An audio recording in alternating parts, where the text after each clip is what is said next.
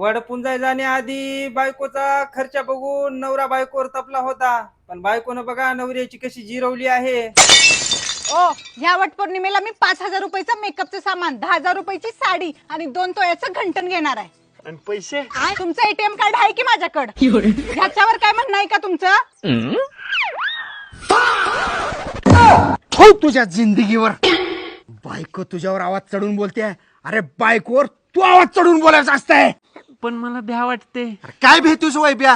मर्दासारखा मर्दास लागा तू. वागायच गल्लीचा तू. बोला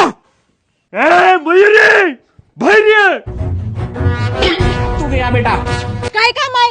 अगे तुला जरा तर लाज वाटते का? वट सावित्री येवसन सौभाग्याचा आहे. मेकअप साडी सोनं सगळं आणायला पैसे काय जाडा लागतात काय? तुझ्या बाण काय इथं सोन्याचं गटळ आणून दिलंय काय?